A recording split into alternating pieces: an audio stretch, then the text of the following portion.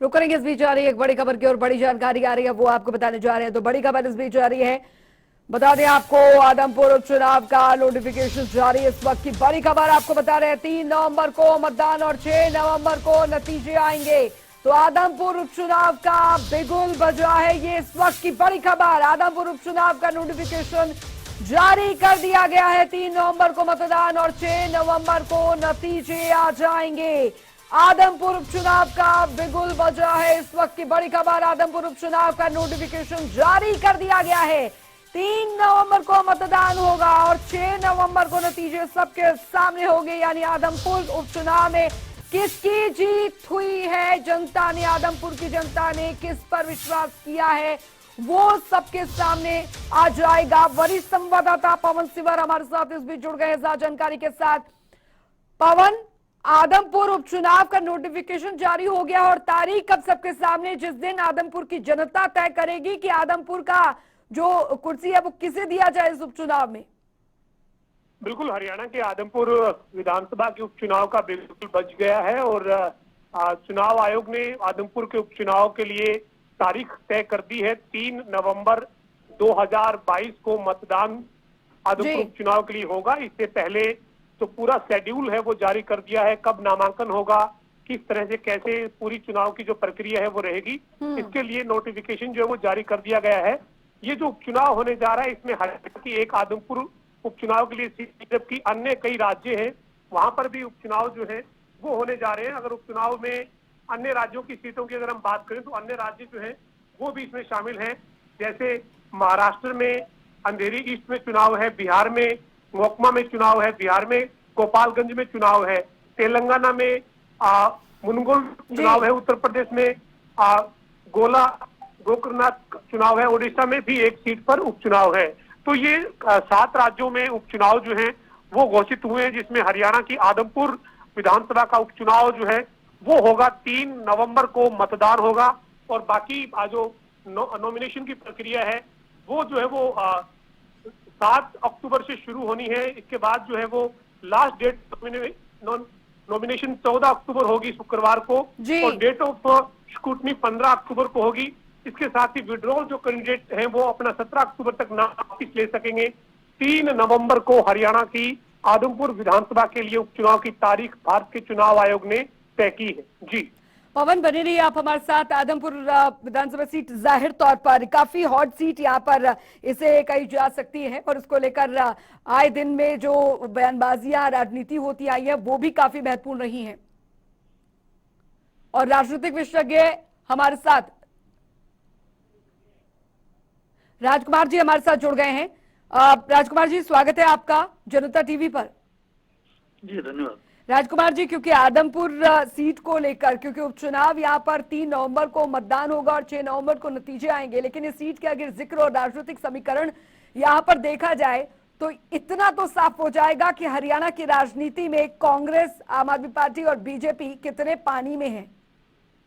देखिए, आपने बिल्कुल सही कहा कि हरियाणा में भाजपा और कांग्रेस के बीच ये पहला बड़ा शक्ति परीक्षण हुआ अगले चुनाव से पहले। आम आदमी पार्टी के अपने दांव हो सकते हैं, बहुत कुछ उनका भी साक्षात्कार होगा क्योंकि बड़ी गंभीरता से वो भी हिसार को, आदमपुर को ले रहे हैं। लेकिन मुझे लगता है कि असली जो शक्ति परीक्षण होगा कांग्रेस और भाजपा के बीच होगा। उसका कारण स्पष्ट है कि आदमपुर का जो क्षेत्र है वो दशकों से भजनलाल के परिवार का प्रभाव क्षेत्र रहा है और उसको इस तरह भी कह सकते हैं कि अक्सर भजनलाल कांग्रेस में रहे तो कांग्रेस का प्रभाव क्षेत्र भी रहा है। लेकिन भजनलाल के पुत्र कुलदीप बिश्नोई पिछले दिनों कांग्रेस छोड़ करके भारतीय जनता पार्टी में शामिल हो चुके हैं। तो अब ये देखना होगा कि अब वहां कांग्रेस अपने आप को कहाँ खड़ा पाती है। पिछले कुछ दिनों में आपने देखा होगा कांग्रेस ने कई दूसरे दलों के नेताओं को बिल्कुल अपने दल में शामिल करने की कोशिश की और कोशिश जारी है।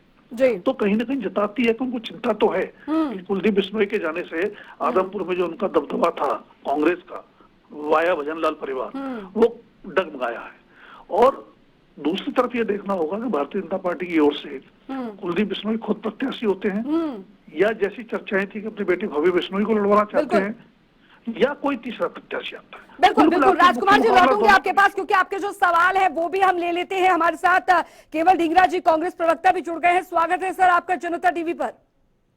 जी नमस्कार। केवल ढींगरा जी, अब जैसा कि 3 नवंबर को मतदान और 6 नवंबर को नतीजे आदमपुर उपचुनाव को लेकर देखिए सुगबुगाहट थी, कांग्रेस अपने आप को कहां देख रही है यहाँ पर? कुलदीप बिश्नोई तो टाटा बाय बाय कहके चले गए बीजेपी में। जी जी जी, वो बेसिकली जो गए हैं, राजकुमार सिंह जी ने ये नहीं बताया कि वो धरपकड़ योजना के तहत गए हैं। बीजेपी 200 करोड़ का नोटिस दिया था उनको, ये नहीं बता पाए। और मैं दूसरी बात कहना चाहता हूँ, आदमपुर की जनता अपने आप को बेहाल महसूस कर रही है और ये महसूस कर रही है कि जिस भजनलाल परिवार ने अब आदमपुर के साथ इतना बड़ा सिस्टम के साथ उनकी भजनलाल जी को मदद करी, उस आदमपुर ने उस आदमपुर को अकेला छोड़कर भाग गए सिर्फ 200 करोड़ के नोटिस पे, जो ईडी धरपकड़ योजना से बीजेपी उनको नोटिस इशू करती है। तो जिस तरीके से वो लोग सभी कांग्रेस में आ रहे हैं, भजनलाल जी के खुद के जो पार्टनर रहे हैं पोखराम जी, जो उनके सारे प्रचार परिवार सब प्रदीप बेनीवाल जी जो संभालते थे, कुलदीप बिश्नोई जी के भी सारे इलेक्शन प्रचार का सारा सिस्टम वो आदमपुर का वही देखते थे। वो कांग्रेस में कितने सारे कार्यकर्ताओं के साथ कल जो परसों शामिल हुए हैं। और एक सुरेंद्र पवार जी जो पहले जो है हरियाणा के वायु के वो भी कल शामिल हुए हैं साथ साथ। और बहुत सारे कई हजारों की कार्यकर्ता जो है वो शामिल हुए कांग्रेस के अंदर। तो ये दिखाता है कि आदमपुर में कांग्रेस जो है वो अपनी जगह पे खड़ी है, सिर्फ कुलदीप अकेले और उनकी वाइफ और वो लोग ही सिर्फ ओनली बीजेपी। नहीं, कुलदीप बिश्नोई तो ये कहते हैं कि आदमपुर की पहचान मुझसे और मुझसे ही जो आदमपुर की जनता का दिल जुड़ा हुआ है। चलिए ठीक है, धीरेन्द्र सिंह चौहान जी बीजेपी प्रवक्ता हमारे साथ जुड़ गए हैं। स्वागत है सर आपका जनता टीवी पर। जी शुक्रिया। धीरेन्द्र सिंह जी, अब जैसा कि उपचुनाव की जो तारीख का ऐलान हो चुका है आदमपुर उपचुनाव की, किस तरीके से बीजेपी अपने आप को आदमपुर में देख रही है? क्योंकि हमारे साथ कांग्रेस की तरफ से केवल ढींगरा जी जुड़े हैं, उन्होंने कहा है कि एक कुलदीप बिश्नोई चले गए लेकिन कांग्रेस की मजबूती है, कांग्रेस पे तो नेता आ रहे हैं यहाँ पर। भारतीय जनता पार्टी हर चुनाव को पूरी तन्मयता ताकत के साथ लड़ती है। आदमपुर में हम कुलदीप जी के आने से पहले से कहीं अधिक मजबूत हुए हैं। जो भी प्रत्याशी आदमपुर के दंगल में उतरेगा वो कांग्रेस के छोटे मोटे जो भी पहलवान सामने आएंगे पक्के तौर पर उनको कायदे से पटकनी देने वाला है। कितना ही इतराने केवल ढींगरा जी, कितना ही उछल्ले कांग्रेस पार्टी धरातल से वाइप आउट हो चुकी है। जैसे इनके शिखर पर हल्ला है, जैसे इनके शिखर पर अध्यक्ष बनाने में इनके पसीने छूट रहे हैं, आदमपुर के मैदान में भी आप इनको देखिएगा, ये बगले झांकते फिरेंगे, ये इधर उधर देखते नजर आएंगे और फिर परिणाम जब आएगा तो फिर ईवीएम चिल्लाएंगे।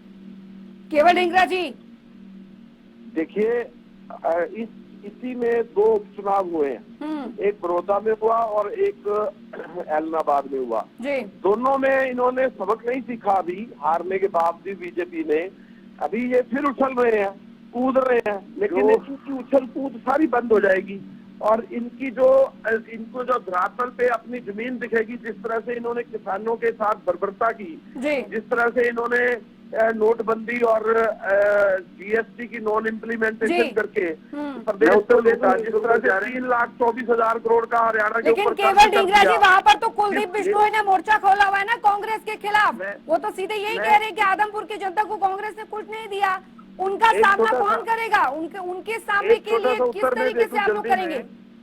एक छोटा गोने साबित होंगे। मैं बता रहा हूँ आपको, उनके सारे साथी कांग्रेस ज्वाइन कर चुके हैं। वो अकेले कुलदीप बिश्नोई जी अकेले लड़ेगा तो एक ही ना सर, की वाइफ इस चुनाव में कांग्रेस की तरफ से लड़ेगा तो एक शख्स ही ना। क्या मुझे एक वाक्य बोलने लड़ेगा, मजबूती से लड़ेगा और जीतेगा। ठीक है, वीरेंद्र सिंह चौहान जी कुछ कह रहे हैं। ठीक है, मैं ये कह रहा हूँ कि नोटबंदी से लेकर किसान आंदोलन तक इन सबके बाद कांग्रेस को देश की जनता ने 1.5 दर्जन से ज्यादा चुनावों में पटकनी दी है, धूल चटाई है, ये कहीं नजर ही नहीं आया। अंदर क्या हुआ?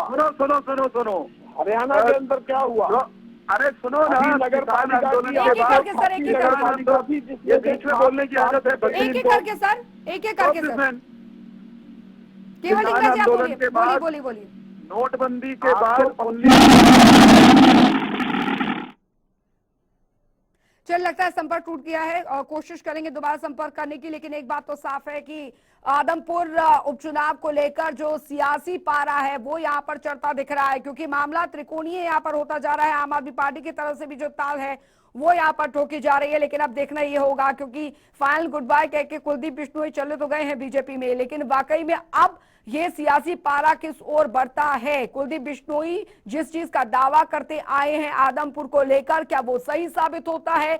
क्या आदमपुर की जनता जो है किसे सर्वेसर्वा बनाती है आदमपुर के लिए आदमपुर उपचुनाव में, ये तो वक्त ही बताएगा। लेकिन अब सवाल यहाँ पर यह बना हुआ है कि जो उठापटक यहाँ पर बनी हुई है वो अपने आप में दिलचस्प है, क्योंकि कांग्रेस कह रही है कि बीजेपी कमजोर हुई है क्योंकि हमारी पार्टी में आदमपुर से कई नेता जो हैं वो शामिल हुए हैं, लेकिन कुलदीप बिश्नोई का रिप्लेसमेंट कौन होगा इस पर अभी कुछ कांग्रेस कह नहीं रही है। वहीं दूसरी तरफ बीजेपी में शामिल हुए, हाल ही में शामिल हुए कुलदीप बिश्नोई, जिन्होंने बीजेपी में अपनी आस्था दिखाई, उनका कहना था कि उनका बेटा जो है वो अगर इस उपचुनाव में पार्टी की तरफ से उतारा जाता है तो वो आदमपुर की जनता का सपोर्ट उसे जरूर मिलेगा। तो जाहिर तौर पर अब सवाल यहाँ पर ये बना हुआ है कि आखिर किसकी जो जीत है वो इस सीट पर होती है। बहुत बहुत शुक्रिया केवल ढिंगरा जी और राजकुमार जी और धीरेन्द्र सिंह चौहान जी आपका इस चर्चा में जुड़ने के लिए।